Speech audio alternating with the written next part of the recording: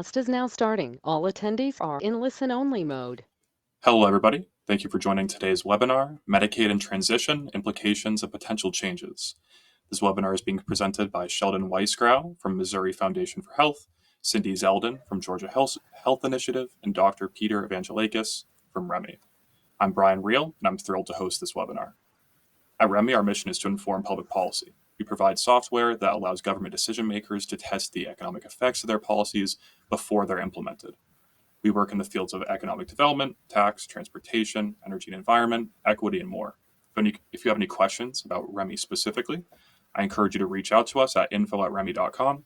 We would gladly connect you with an appropriate member of our team. I'm now going to do a few brief bios for the panelists today, the first one being Sheldon Weisgrau. Sheldon brings 4 decades of experience to his position leading the Missouri Foundation for Health's policy, advocacy, and government affairs functions. In this role, he directs work focused on eliminating health inequalities by addressing social determinants of health, enhancing access to care, and building a capacity for advocacy and civic engagement. Cindy Zeldin serves as Vice President of Health Policy and Government Affairs for Georgia Health Initiative and is a member of the executive leadership team. As the inaugural staff member in the health policy role, she designs and implements a portfolio of initiatives and activities that inspire and promote collective action to advance health equity for all Georgians. Dr. Peter Evangelakis is Senior Vice President of Economics and Consulting at REMI. After joining REMI in September of 2017, he has served as principal investigator on all consulting projects and published papers, managed REMI's team of economists and analysts, provided comprehensive technical and advisory support to clients, contributed to economic modeling software development, made multiple presentations on behalf of the company, and contributed to business development from our Washington, D.C. office. A few administrative things. We had a bit of a technical glitch here, so we will be going webcamless, but I hope that doesn't hurt the presentation too much. If at any point during this presentation you have a question, I definitely encourage you to enter it into the question box. Time permitting, I'll moderate these questions to our panelists, and if we don't get to your question, we'll be sure to pass it along to them so they can reach out. I also want to mention that shortly after this concludes, we'll be sending a copy of the slides and a recording to you through the email that you used to register. Once you have a closer look at these materials, if you have any questions, feel free to reach out to the emails that will be at the end of the presentation or again to that info@remi.com address. That's enough of me for now. So thank you everybody again for joining, and take it away, Sheldon. Thanks, Brian, and welcome everybody. It's a pleasure to be here. Good afternoon or good morning, depending on where you are. I'm Sheldon Weisgrau. I'm Vice President of Health Policy and Advocacy at Missouri Foundation for Health.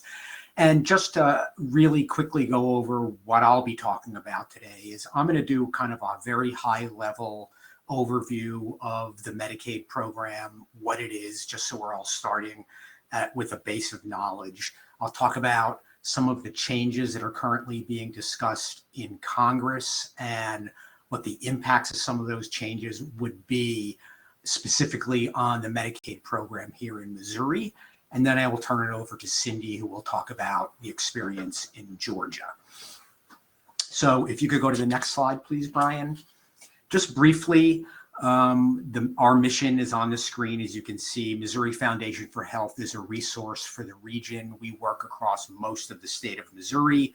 We work with communities and nonprofits to generate and accelerate positive changes in health. Next slide, please. And we do that in a variety of ways. We collaborate, we convene partners, we share knowledge, and of course, like most foundations, we have strategic investments in our partners and in our communities. Okay, next slide, please. To get to the meat of the presentation, first, as I said, a high-level overview of Medicaid, just so we understand what we're talking about. Medicaid is a health insurance program. It was established in 1965 as part of Lyndon Johnson's Great Societies programs. It'll be celebrating its 60th anniversary in July of this year. And so it has been with us for quite a long time. It is, as I said, health insurance. It provides coverage for a variety of different groups, all of whom have to meet guidelines for being low income. And also being a member of a particular category like children or pregnant women or elderly or disabled. And it covers a large number of low-income families. It is health insurance in the fullest sense of the word. It covers hospital stays, doctor visits for kids, early and periodic screening, treatment, and diagnosis.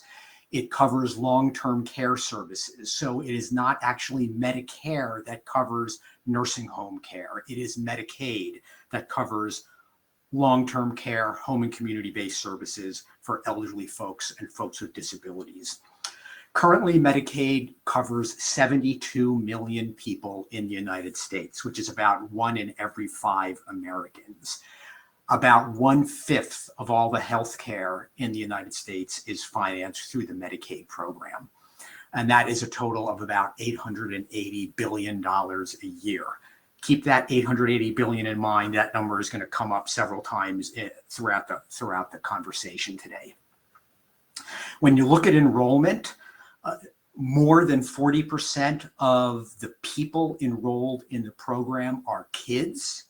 But kids are very low cost. They make up a relatively small proportion of the costs. On the other hand, only about 13% of the people in the program are people with disabilities, but they are a very high cost population when it comes to health services and support services. They are more than 30% of total Medicaid costs. And I'll talk more about that in a few minutes when I get to the experience in Missouri. Medicaid is a shared program, and so the federal government sets some basic rules. States have a lot of flexibility to implement the program as long as they meet federal minimums. Funding also is shared between the federal government and the states. And so the feds cover at least 50% of the costs in every state. And depending on the relative level of income in those states, that percentage that the feds cost will increase up to over 75% in states like Mississippi and Alabama. But at least half of the costs in every state are covered by the federal government. There is another part of the program called the Children's Health Insurance Program that was added in 1997. I'll talk about that more in a moment. That expanded coverage to kids. The percentage that is covered by the state varies in each state. Here in Missouri, in my state, it's about 65% of the costs of care are covered by the federal government. That differs with some of the populations. That is different for the CHIP population, which I just mentioned. That is different for the Medicaid expansion population, which I'll talk about a little bit more in a moment as well. For that population, the federal government shares 90% of the costs.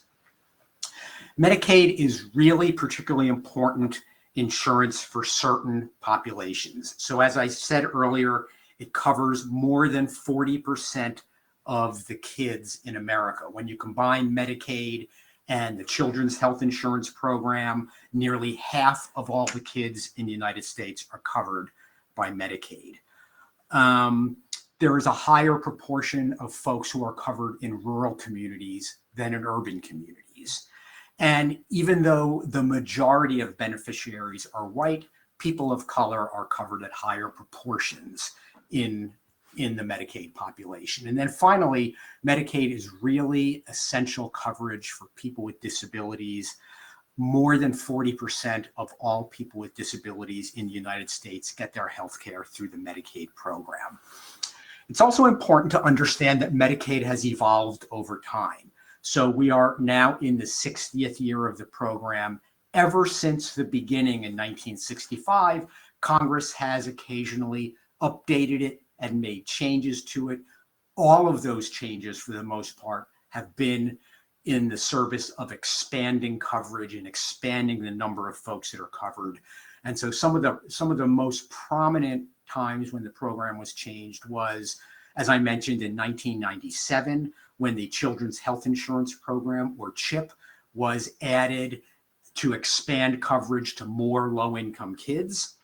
And then when the Affordable Care Act was fully implemented in 2014, it brought in a new category of covered folks called the expansion population that essentially increased the income eligibility for low-income folks to cover a lot of people that we would consider low-income families or the working poor. And since 2014, many millions of people have come in under the expansion. Next slide, please, Brian. So why are we talking about this? Medicaid is really critical when you look at its impact on both the people it serves and the communities they live in. So first and most obviously, because Medicaid is health insurance, the more people that are on Medicaid, the fewer people are uninsured. Having health insurance enhances people's ability to afford care. It enhances their access to care. We know that it improves their health outcomes. There's a pretty strong and long body of research that shows that being on Medicaid results in healthier people than being uninsured. Medicaid supports employment. One of the things I'll talk about in a little while is a potential change to Medicaid to impose a work requirement on the program. In my opinion, that gets the relationship between healthcare coverage and work exactly backwards. Medicaid actually supports the ability of people to be in the workforce and to do their jobs. It increases financial security for the families who have it. We know that being on a Medicaid means that people end up with higher credit scores and more financial security. It is a critical source of funding for the healthcare system. As I said earlier, Medicaid accounts for 1/5 of all the healthcare spending in the United States, a total of about $880 billion a year. It's even more important when you look at certain services. And so Medicaid is the primary payer for long-term care in the United States. It covers a large majority of the nursing home care that people are able to get. And then finally, Medicaid is a fundamental piece of economic and community development. And this is kind of where the relationship with REMI has come in. So here in Missouri, Medicaid brings almost $13 billion a year in federal funding into the state as a total. We worked with REMI back in 2020 when we were going through a ballot initiative campaign to implement the Medicaid expansion. And REMI did some analysis for us that looked at what the economic and budget impacts would be of expanding the population and bringing additional federal funding into the state. And what they found was that it would create an annual average of more than 16,000 jobs. It would increase economic output in the state by $2.5 billion a year. It would increase gross domestic product by $1.6 billion. And it would increase personal income by over $1 billion a year. And as we were going through the debate and the campaign on whether to expand the Medicaid program, that sort of data was really instrumental to us in our ability to bring the business community along and support the expansion. And one of the really big benefits we had here in Missouri is that the State Chamber of Commerce came out in favor of Medicaid expansion as a growth and economic development tool. So even separate and apart from the health insurance aspects of it, we were able to use that information to really good effect in the campaign to convince folks to vote in favor of the ballot initiative and to just really give them a complete picture of what the impact of Medicaid expansion would be. I'll point out that in retrospect, the work Peter and his colleagues at REMI did probably underestimated the impact on the economy, because we were fortunate here in Missouri that at the time we expanded, Congress had actually added some additional bonuses and benefits through the American Rescue Plan Act that actually increased the federal cost sharing and brought even more federal money into Missouri. A couple of other points that I think is important when you think about the impact of Medicaid on states and communities. Medicaid is a counter-cyclical program, meaning that when the economy and employment declines, enrollment in Medicaid and spending in Medicaid increases. And so Medicaid is really a bulwark against economic recessions by being a way to make sure people stay covered and make sure money continues to flow through economies. And then finally, a really important point that I'll repeat in a few minutes as well is that Medicaid is the largest source of federal funding for states. So when you look at state budgets, the amount of money that comes in from the federal government to cover Medicaid is higher than the amount that the feds are spending in states on anything else. And so it is a fundamental piece of state budgets. And I'll talk about that more in the specific experience of Missouri in a few minutes. Next slide, please, Brian. So here in Missouri, our Medicaid program is called Mo Health Net. One feature of Medicaid is that it's different in every state. Most states have their own names for Medicaid, which means that there's a lot of people who may be covered by Medicaid who don't even know it. So here in Missouri, we call the program Mo Health Net. Also here in Missouri, as in most other states, most of the people in Medicaid are getting their care through a managed care system, which means that folks may not understand that they're in Medicaid. They may understand that they have United Healthcare or Blue Cross Blue Shield or something like that. And so one of the issues with advocacy around Medicaid is that there's not a really great awareness of exactly what it is, even in the states where it's operating. But here in Missouri, we have about 1.3 million members enrolled in the program, which is about 1 out of every 5 people in the state. Nearly 600,000 of those, so over 45%, are kids. Here in Missouri, Medicaid covers 4 out of every 10 children. And then finally, 217,000 of those people are elderly adults or individuals with disabilities.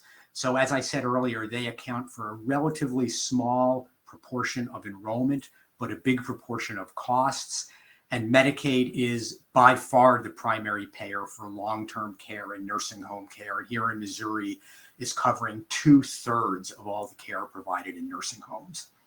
Next slide, please, Brian. So that is all to paint the context and to paint the big picture. And now we'll get into a little bit about what is going on at the federal level that is causing us to have this discussion. So Congress right now is involved in trying to come up with the fiscal year 2026 budget. And the way they're choosing to do that is through a process called reconciliation, which I won't go into in a lot of detail, but will only say that reconciliation is a streamlined, simpler process that does not require the normal 60 votes in the Senate. It requires only a simple majority of 50+1. And so it's easier to pass things that way. But there are limitations. Anything that goes in a budget resolution has to impact only spending and revenue. So you won't see broad-based policy changes, but you will see policy changes that specifically impact revenues and spending. And one of the ways a budget resolution is done is that each chamber adopts a resolution which sets out general guidelines for each of the committees and assigns the committees targets they have to hit. So the House has passed theirs. The Senate has not yet passed theirs. They're going to have to pass a version and reconcile it at the end of the day. But what the House version says is that it instructs that there be $1.5 trillion in what are euphemistically called savings. They are actually cuts. And those will be used to pay for the extension of President Trump's tax cuts, for border security, and for interest on the debt. About half of all those savings are targeted to come out of the Medicaid program. How do we know that? We know that because Medicaid comes under the jurisdiction of the Energy and Commerce Committee, and that committee has been instructed to reduce the deficit by at least $880 billion. Medicare and Medicaid are the primary programs under the jurisdiction of Energy and Commerce. There's been a lot of discussion about how Medicare cuts are going to be off the table. And so therefore, the majority of these cuts are going to have to come out of the Medicaid program. So what we're looking at is about $880 billion in cuts over 10 years. You'll remember earlier I asked you to keep that total in mind. That's about what we spend currently per year on the Medicaid program. So what we're looking at over 10 years is about a 10% reduction in spending on Medicaid. A couple of other things to understand about Medicaid is that that will help as we think about advocacy around the program and how we talk about it. It's the fourth largest thing in the federal budget, behind Social Security, Medicare, and defense spending. Unlike those other three programs, it is the only one that is specifically targeted at low-income people. As a result of that, it has been more difficult historically to advocate on behalf of Medicaid than it is for some of those other programs. The other thing I'll mention about the debate going on in Congress is that there has been rhetoric from the president on down about how programs like Medicaid won't be touched, but that we will go after waste, fraud, and abuse in these programs. I just want to say, and this was confirmed in a report a couple of weeks ago by the Congressional Budget Office, which is kind of the official budget scorekeeper for Congress, you cannot make this level of cuts by going after, quote, waste, fraud, and abuse. The only way to get there is to make deep and significant cuts into the meat of the program, which I'll just talk about now. In the next slide, please. So there are a number of cuts under consideration. I'm not going to go into a lot of detail on all of these. We're not sure which ones are going to happen. We may see a combination of all of these. But one thing that's on the table, that has been on the table repeatedly over the years in Medicaid, is making it a block grant or a per capita cap, meaning that the amount of money to fund the program would be limited in some way, either on a per capita basis or either as just one grant to a state, rather than the way it's organized now, which is as an open-ended entitlement. There's nothing conceptually wrong with the idea of block grants or per capita caps, but the way you get to savings through those is that they ratchet down on the annual increases so that over time, less and less money is getting spent and you're less able to meet those needs. And both of these things would hinder the ability of Medicaid to be a counter-cyclical program, which reacts to economic downturns by increasing spending. Another thing that's being talked about is a reduction in the cost sharing for the expansion population, which, as I mentioned earlier, is a 90% cost share where feds pay 90% and states pay 10%. A lot of the rhetoric around this revolves around the term of the idea that, quote unquote, able-bodied people shouldn't get insurance from the government, and that they should not get such a high level of cost sharing that somehow is taking something away from other populations. Nothing in the federal cost share for one population in Medicaid really has any impact or takes anything away from cost sharing in other populations. Here in Missouri, our Medicaid director has testified in front of the state budget committee and said that for every percentage point decrease in cost sharing for the Medicaid expansion population, the state will be required to come up with another $30 million. So if you're looking at, for example, a 10% cut, $300 million additional dollars would have to be paid by the state. And I'll get into that more in a second.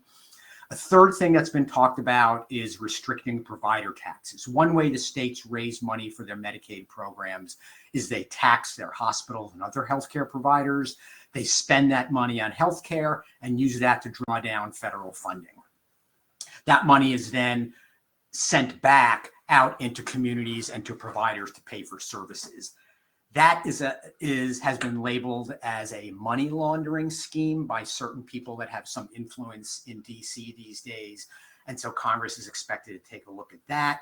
And then finally, the last one is putting a requirement that people report their work hours to their state enrollment offices and make sure that they are meeting work requirements. So typically how this is done is that people are required to work a certain amount of hours every month and must report in every month that they're working those hours. We know from experience that this tends to really reduce enrollment, and it's not because people aren't working. The large majority of people who aren't children and aren't elderly or disabled who are in Medicaid are working. The dilemma is that we create a lot of administrative red tape, and it becomes very difficult for people to report their work hours, and they drop out of the program, not because they're not working, but because of difficulties in being able to report. There are other administrative changes that are being looked at, like more frequent eligibility reviews. Right now, states review eligibility generally once a year. There are proposals to do that 2 or 3 times a year. That is another way of rationing coverage by creating administrative complexity. And so we're looking at that as a possibility as well. Next slide, please. The impact of all of this is really to shift responsibility for funding the program from the federal government to the states. So if Congress decides to cut how much the federal government puts into Medicaid, they will not be making any of the tough decisions about how states make up that cut, whether states have to raise revenues by increasing taxes, whether states have to cut certain populations off Medicaid. All of those hard decisions will be dropped into the lap of state legislators and state executives. And so when you look at the state level, and if you look at a reduction in federal cost sharing, there's only a few options that states have to try to make up that money. One is to find the money elsewhere so they can raise taxes. Here in Missouri, it is very difficult to raise taxes because of the way the laws are written. Probably not an option in Missouri and a lot of states like Missouri, in which case you have to either look for the money by taking it out of other parts of the budget. So you fund Medicaid by having less money to fund education or public safety, or you look at the Medicaid program itself and you reduce enrollment, you cut benefits, or you reduce payment to providers. And then again, as I just said, part of this is increasing administrative costs and complexity, not only for the beneficiaries, but at the state level. Work requirements, increasing the number of annual reviews that people have to go through really raises the amount of money that it costs the states to administer the program. Next slide, please. So here in Missouri, to give you an example of how Medicaid is funded, $12.7 billion of the budget, fully 70% of our Medicaid budget is federal funds. Only about 20% of that is state general revenue. We have debates every year in our legislature with legislators talking about how expensive Medicaid is and how much money it costs. Nearly every dollar they're talking about is a pass-through from the federal government. So you can imagine if the federal government is looking to cut out that 70% share, that is going to have a serious impact on the Missouri budget, because that is a huge majority of how Medicaid is funded in this state. Next slide, please. And then this is a slide that gives you an idea of how much it costs to cover each of the different eligibility populations that are in the program. And one of the reasons, the main reason I show this slide is to focus you on the 2 slices for older adults and individuals with disabilities. Those 2 groups, largely people in long-term care or home and community-based services or nursing homes, are about half of the spending in the Medicaid program.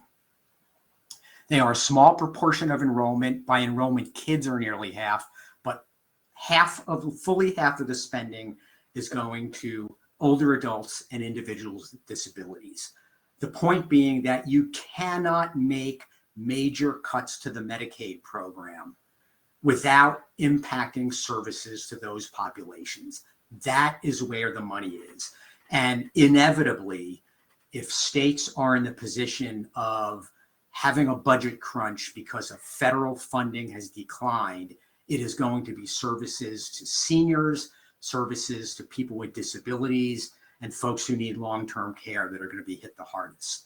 So we're going to see a lot of pain in the long-term care industry. We're going to see nursing homes close. Because, as I mentioned earlier, a larger proportion of people in Medicaid are from rural communities, we're going to see a lot of stress on rural health providers. So we're going to see rural hospital closures. The impacts of those things are going to just ripple through the economy. So when you look at the other side of the type of work that REMI did, where they look at the positive benefits that Medicaid brings to a state, you can look at that the opposite way. As you roll back that federal funding, you're going to start rolling back some of those jobs and some of that economic growth. And I know Cindy's going to talk about that a lot in detail for what she is seeing in Georgia. And with that, I will turn it over to her. All right. Thank you so much, Sheldon. And just like you said, we're going to now pass it over to Cindy from the Georgia Health Initiative. Thanks, Brian, and thanks, Sheldon, as well. Hi, everyone. My name is Cindy Zeldin, and I'm the Vice President for Health Policy and Government Affairs at the Georgia Health Initiative.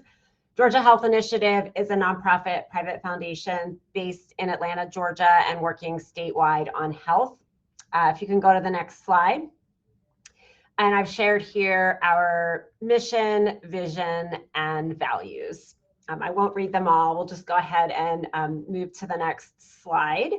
I will use my time here to share some information, really building on Sheldon's overall remarks about Medicaid, about how Medicaid functions in Georgia. Georgia is not an expansion state, so it is worth noting at the outset that a major focus of Georgia Health Initiative's health coverage work in recent years has been working closely with and supporting nonprofit partners as they work collaboratively on education and advocacy around expanding coverage. Following an overview of Medicaid in Georgia, I'll also walk through research we commissioned from REMI in 2024 around the economic impact of Medicaid expansion and how that research has been used not only by Georgia Health Initiative, but also by our nonprofit partners. So here I've included some key features of Medicaid in Georgia on this slide, and this is drawn from our Insights on Medicaid in Georgia publication. Medicaid in Georgia comprises about 22% of our state budget, $14.6 billion. The majority of people enrolled in Medicaid in Georgia are children, and while less than 1 in 4 Medicaid enrollees are in the age, blind, and disabled eligibility category, these enrollees account for nearly 60% of Medicaid expenditures.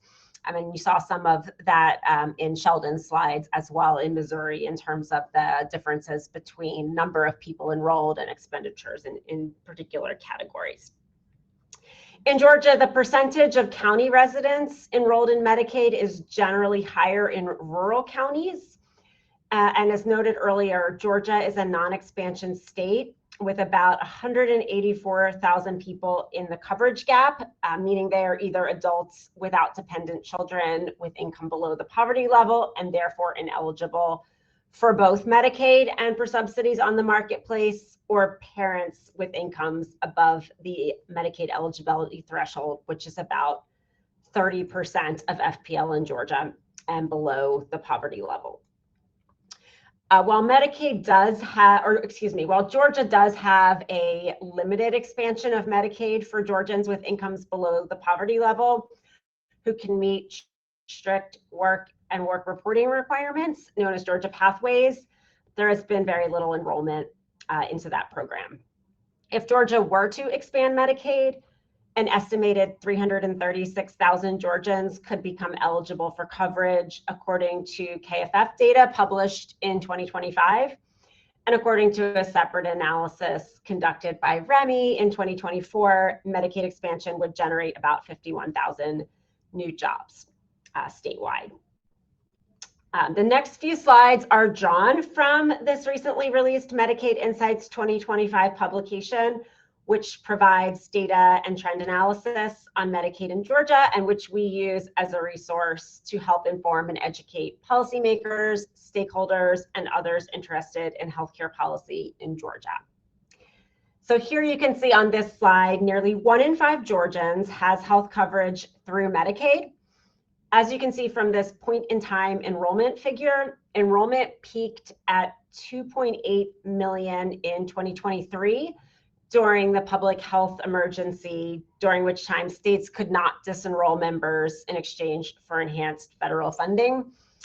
And that has since fallen to 2.3 million, according to the most recent data we have, following the unwinding process when eligibility was redetermined for all members. We can go to the next slide. We also looked at Medicaid enrollment by county. While not surprisingly, more populous counties have higher enrollment in terms of raw numbers. Less populated and more rural counties tend to have higher percentages of their population enrolled in Medicaid.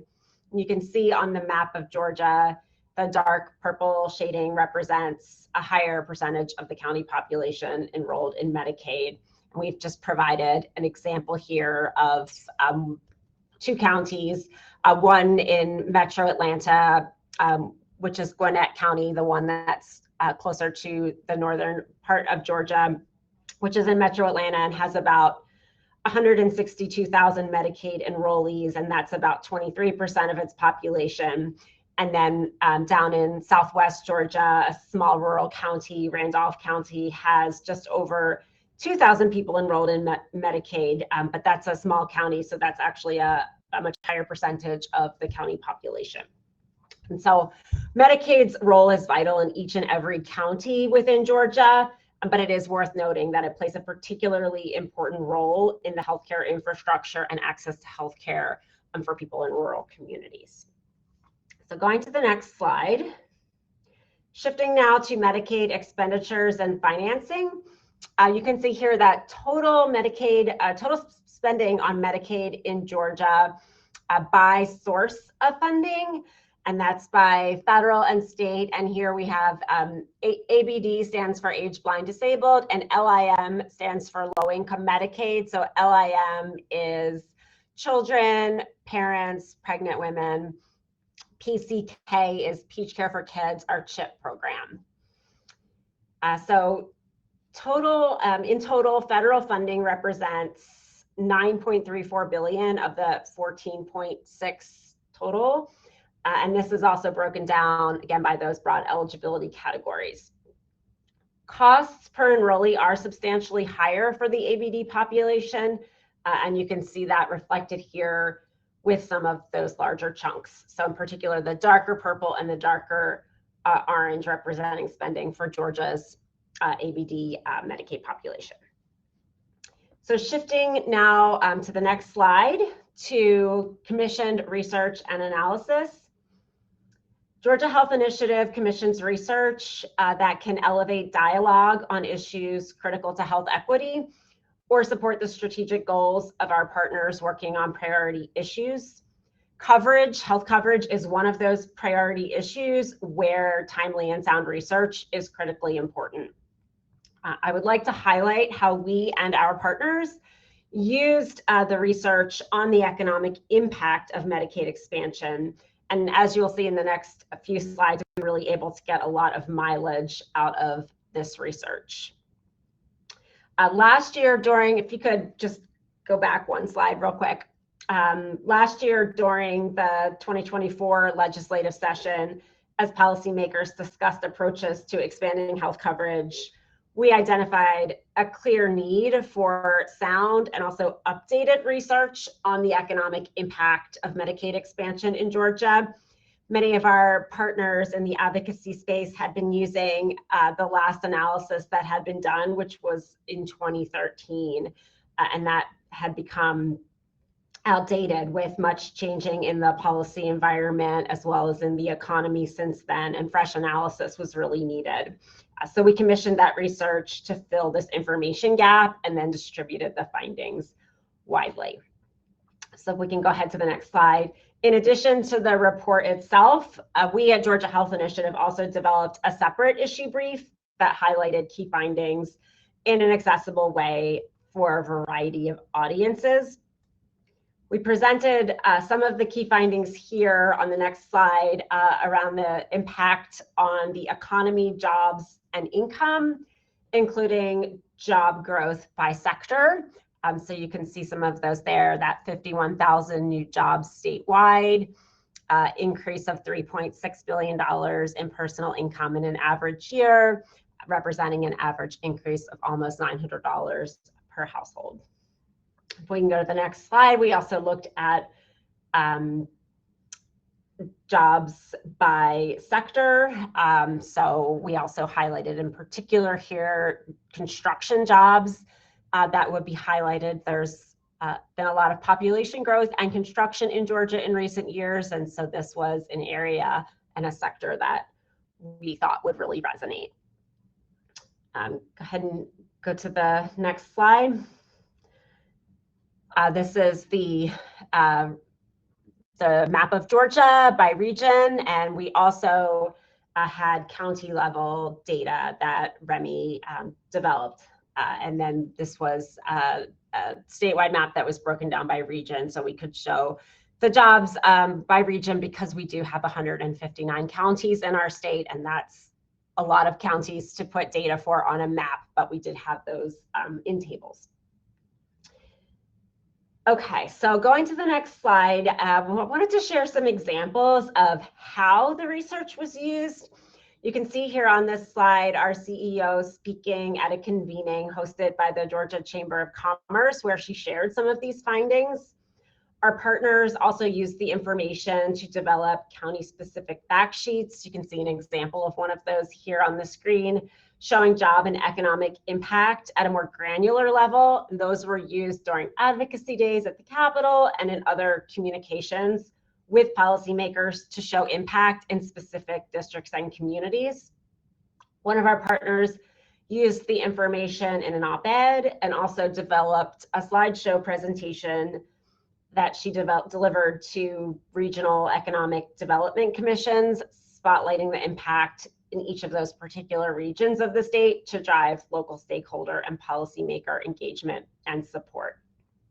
Of course, we're here to talk about what is at stake now nationally around Medicaid, and it's my hope that this example of how this research was translated, diffused, and leveraged will be helpful to you all in your work in all of its various forms.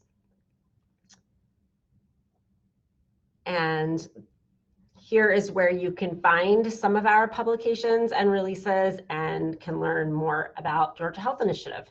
That concludes my presentation. Thank you so much, Cindy, for the great presentation. Next, we'll be passing it over to Dr. Peter Evangelakis from REMI.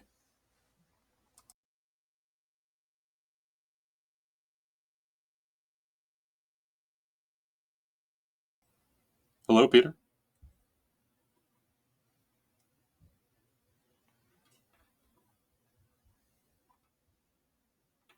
All right, we might be having a bit of a technical issue with Peter at this point. Maybe as a bit of an aside. Oh, sorry, Peter, what'd you say? Is my audio good now? Yep, it's coming through now. Great. So thank you. Apologies for that. So I wanted to conclude the presentation today just talking briefly about some of the work that REMI has done. Obviously, you've heard about a couple of the projects. I wanted to just touch on the breadth of the work that we've done, and also discuss just a little bit of the detail behind the analyses that we've done, and certainly happy to discuss more of that offline as well, or the Q&A. So go to the next slide. So over the past decade plus, REMI modeling has been used to study Medicaid expansion in between 15 and 20 states at least. I've been involved with some of those, so certainly I've highlighted here the Georgia and Missouri projects that I personally led. in 2024 for Georgia, and in 2020 for Missouri, as you heard from Sheldon and Cindy. And so this has been kind of a staple of the work that we've been doing kind of on and off over the past decade plus. So if we can go to the next slide. The model that we've used, kind of the core model that sits in our modeling suite, PI Plus, is kind of a dynamic, so kind of regional macroeconomic model. So what does that mean? It allows us to look at year-by-year impact of policy at the local, state, national levels. We have clients all over the country doing work in all kinds of policy areas. Certainly, this is one of them, kind of in the healthcare space, but across tax and healthcare, economic development, and many others. And the tool is built to capture kind of a robust set of dynamics in the economy to kind of get the most realistic possible modeling of an economy. Pictured here, and I won't go through the diagram that we have on the page, but essentially it's capturing businesses' decisions about hiring and investment. It's capturing population dynamics and population movement. It's capturing various markets, kind of the impact of changes in business costs and prices on the economy, and kind of showing what the overall macroeconomic impact of all of those dynamics generate. So just to touch briefly on the specific projects and how we've approached these Medicaid expansion studies. If we go to the next slide. So you saw the picture on the left in a bit more detail, actually, in Cindy's presentation.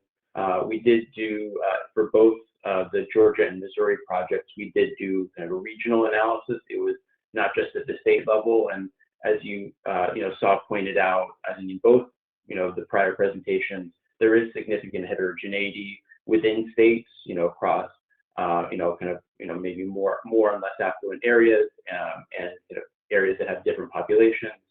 And so it was important for us to be able to do both state level as well as regional level analyses. And that is something that we can do. We can build from the county level up.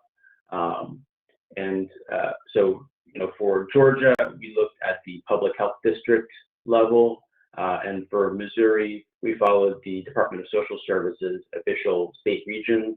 You can see here broke out the state into 6 regions, kind of breaking out the 2 major cities on either the east and the west. So if we go to the next slide, the core of the analysis focused on 2 types of direct impacts from Medicaid expansion. One is, of course, the increase in healthcare spending that's unlocked by expanding the enrolled population, especially the folks who are brought from the uninsured population into the insured population through Medicaid. And we had estimates from kind of experts. I'll talk about that very briefly on the next slide. Those were generally, there were some regional estimates, but a lot of the estimates were at the state level. And so we did leverage our very detailed baseline forecast to be able to break out any kind of state level forecasts of the Medicaid expansion across those different regions that you just saw. Certainly, by year over a multi-year study period, and across different categories of spending. So those included pharmaceutical drugs and other medical products, physician services, dental services, being able to go to hospitals, nursing homes, long-term care, and so we had we leveraged the model's baseline to kind of break that out. So that was one piece, and that was the largest driver of the impact was that large increase in healthcare spending, that net new increase. But we also looked at what is the net effect on the state budget And what does that imply for having to potentially, if there are savings, being able to leverage that savings into either additional spending or lower taxes, or some other use, or if there is kind of a net increase in state's obligations, kind of accounting for that impact as well, in terms of again potentially maybe cuts to spending or increases in taxes or other interventions, potentially drawing down rainy day funds. So if we go to the next slide, I'll just talk briefly here. This is an excerpt from our Georgia study from last year. This was from the Department of Audits in Georgia. From the Department of Audits and Accounts, I should say. And this gave their official estimate of what the increase in Medicaid spending would be, as well as kind of the net impact on the state's bottom line. And that was again kind of broken out using some of our internal model forecasts down to the regional level. That was kind of the core data that we used. For the Missouri study, we relied on estimates produced by experts from Washington University. And so if we go to the next slide, and just a quick screenshot of, this is again from our Georgia study, some of the model inputs, and you can see there are essentially two groups here. One kind of at the very top with a change in state and local government spending.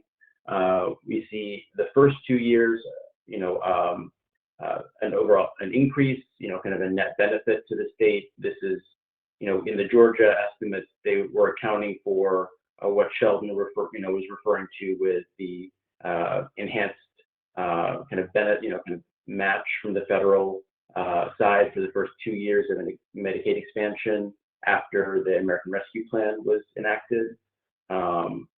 And so we have the spending piece, and then the larger chunk, you can see increases in consumer spending. And if you'll just note, there are 5 under that detailed column, that kind of second column. You'll see the hospitals, nursing homes, pharmaceuticals, physician services, dental services, and then you see the different regions represented there. So that was kind of the nuts and bolts behind our analysis.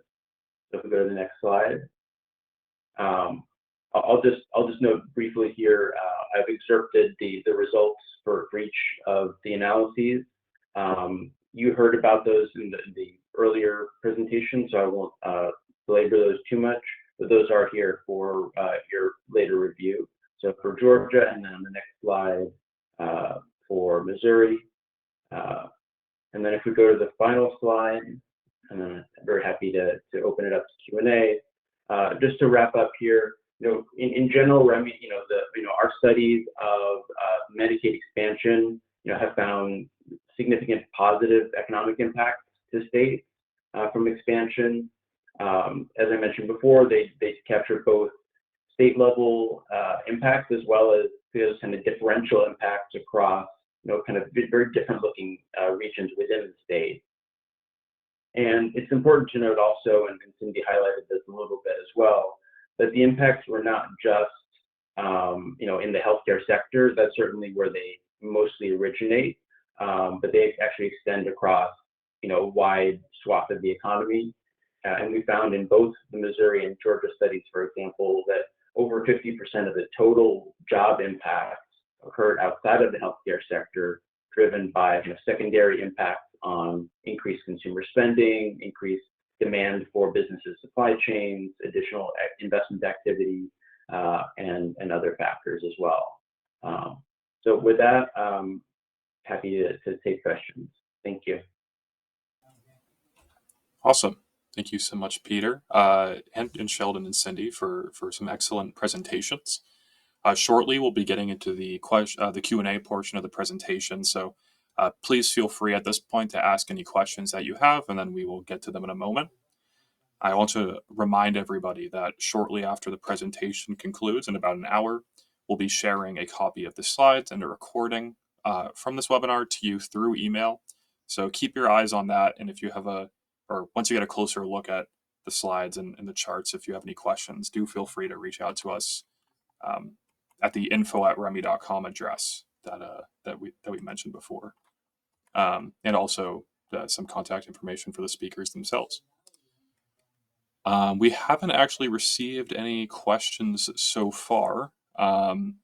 So as I'm doing a little bit of an outro here, unless there's anything, Sheldon, Cindy, or Peter, you want to say to conclude? So this is Sheldon. I will just say that hopefully one of the messages you took away from my presentation is that potential cuts to Medicaid will have really broad-based impact on both people's health and the economic stability of both individuals and states. So I hope folks pay attention to the discussion at the federal level and how it impacts their state and advocate on behalf of the program and those it serves. Great. Thank you very much, Sheldon. And I think with that, we'll wrap it up. Like I said, I will be sharing the materials to you shortly, so keep your eyes out for that. Thank you so much, Cindy, Peter, and Sheldon, for the excellent presentation, and thank you to all who joined. We hope you have a great day and a great rest of your week. Thank you, everybody. Thanks. Bye, everyone. Thank you.